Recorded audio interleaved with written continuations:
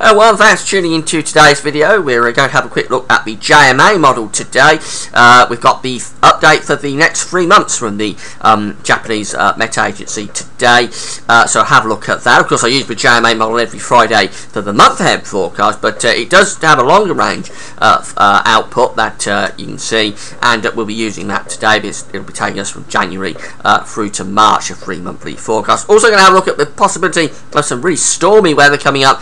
Well, it's not a possibility, it's certainty that there'll be stormy weather coming up this week, but there could be some very stormy weather for Christmas as well, so have a quick look at that before the end of the video also. Now, before I get on with the video, I just want to talk about the advertising. There's video ads on our web pages at gavsrugbies.com. If you hit play on the video ad, you'll be supporting gavsrugbies.com. Thanks so much for doing that. Gav Shop is still open, won't be for much long. I'm closing it on Christmas Eve, so if you want to do any Christmas shopping at Amazon between now and Christmas, just click through the Amazon banners in Gav Shop. It'll take you directly through to Amazon where you can do your shopping as normal, but at the same time, Gaz Globus will get a royalty fee on anything that you purchase. As I say, it will be closing on Christmas Eve, so if you want to do some shopping at Amazon through Gaz Shop, get your skates on because it won't be open for much longer. So, first of all, we're going to look at the JMA model, and we're going to start off with the 500 millibar height anomalies for January. 500 millimeters, 80,000 feet, is where we've got weather taking place. High pressure, low pressure are forming in the atmosphere, and it's really these areas of high pressure, low pressure as they're moved around by the jet stream that gives us weather. That essentially is what weather is. So orange, of course, and yellow extrapolated to above average heights, that's high pressure. Blue extrapolated to below average heights, that's low pressure. What we're seeing for January is that we've got a large area of above average heights, high pressure, sitting to the west of the United Kingdom, with below average heights sitting to the south and to the east of the United Kingdom. The jet stream is running through across the Atlantic, something like that. So it's a broadly westerly jet stream, with the high pressure sitting to the west, the low pressure sitting to the east. I don't think it would be a particularly cold month, to be honest, although with the orientation of that high pressure you could get some northwesterly or possibly northerly influences at times, but I don't think it would be a particularly wet month. The high pressure is to the west of the country, and it's generally acted as a bit of a buffer, I think, against the low pressure system. So possibly this very unsettled weather that we're looking at for now and going into the Christmas period may sort of burn itself out as we get through to January with that high pressure tending to sit just to the west of the country. Temperatures would probably come out near normal with that, although it could be chilly at times if we was to get some northwesterly influences, but it's certainly not a particularly cold signal, that one, for January. Now, as we go on through to February, the 500 millibar anomaly gets quite a bit more interesting, actually, because the high pressure there, the above average heights, is pulling well back out into the Atlantic and moving southwards as well, so it's going down into the mid part of the Atlantic and pulling back as well. That leaves us with this trough of low pressure below average heights to the north and to the east and to the southeast of the country. So what could be happening there, I think, is that we're bringing in much more of a northerly or northwesterly influence, and in fact at times we could even bring in some northeasterly influences maybe with that. So that's a much colder, much more unsettled signal as we go through into February. So that does suggest, I think, that winter hasn't finished. It's not even started yet, really, and that anomaly, I think, that could bring some wintry conditions for February across parts of the country. Now, it wouldn't be desperately cold, it wouldn't be severely cold, I don't think, and there won't be copious amounts of snow bringing the country to a standstill, because we haven't really got a great deal of northern blocking.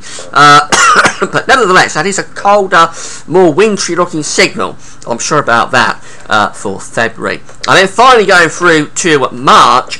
Well, look at this, very interesting what it's showing for March, because we get a lot of northern blocking. The yellow and orange colours start to appear there to the north of the country and going up to Greenland as well. The low pressure is tracking to the south. That's a proper negative NAO for March, and we've got the northern blocking as well to the north of the country around Scandinavia and going off towards Iceland and Greenland as well. The winds with that could well be coming from easterly and northerly points, so that is potentially a very cold signal for March. There's a lot of northern blocking in play there, and despite the fact we had a very cold March last year, it's hard to believe that we could get two very cold marches back to back, but you can only go by what the models are showing, and the JMA is definitely suggesting as we get through to the latter stages of the winter through February, things get colder and more wintry. As we get through to March, we get northern blocking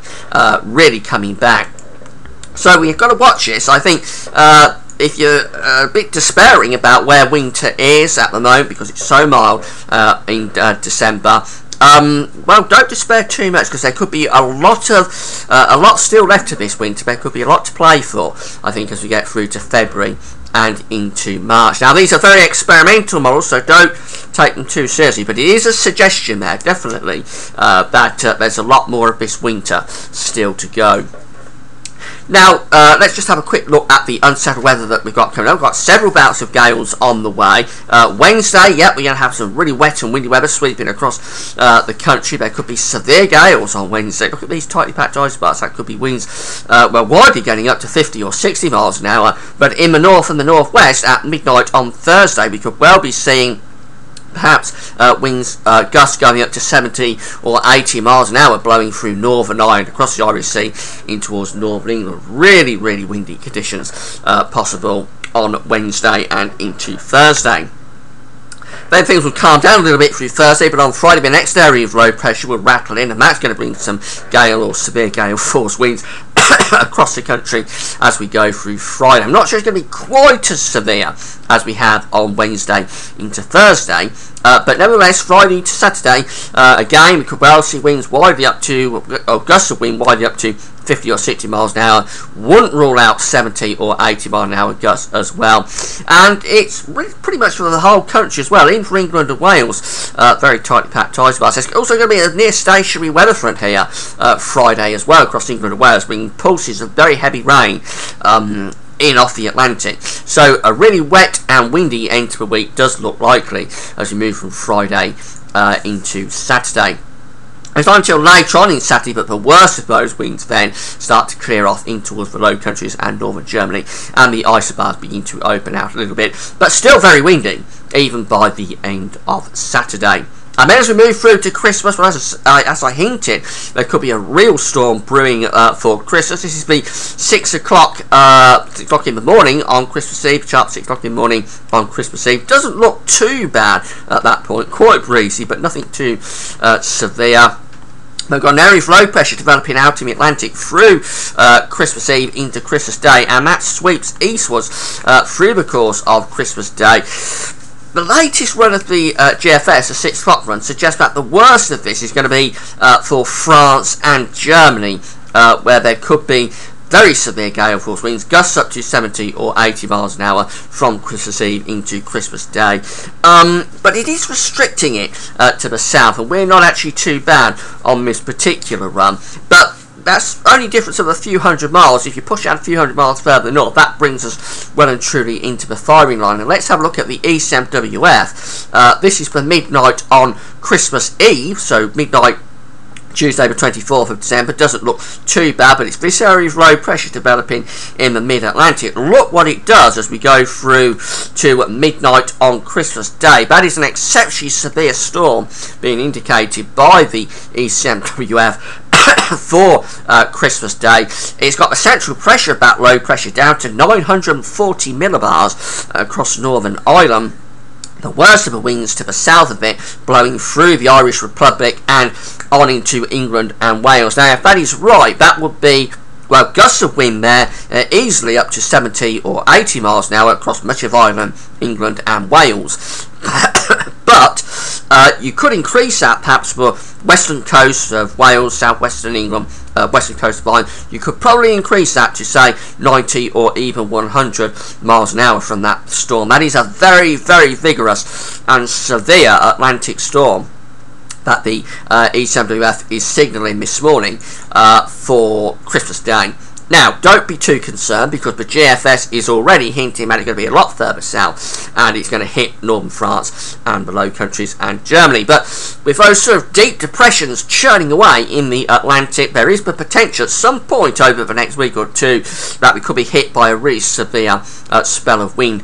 Whether it happens on Christmas Day, of course, it's too early to say, but just keep an eye on it. It's going to be windy this week, certainly going to be some big gusts of wind, but over the Christmas holiday, just keep an eye on it, because there is the potential to have some very, very significant stormy weather over Christmas. So I'll be keeping you updated, obviously, and so will all of the weather websites and the UK Met Office, in case something really significant does happen over Christmas. And just finally come back to the JMA model, it does suggest, that update from JMA does suggest that the latter part of the winter could be quite a lot colder. So if you're despairing about the cold weather, if you're wondering where the cold and snow is with such a mild December that we're currently enjoying, depending on your point of view, there could still be a lot to play for this winter if the JMA is right. That's it for now. Hope you found the video interesting. Sorry I'm late. I've been out doing Christmas shopping and that kind of thing today, so I'm very late with the video, but I hope you enjoyed it anyway. That's it for now. Thanks for watching.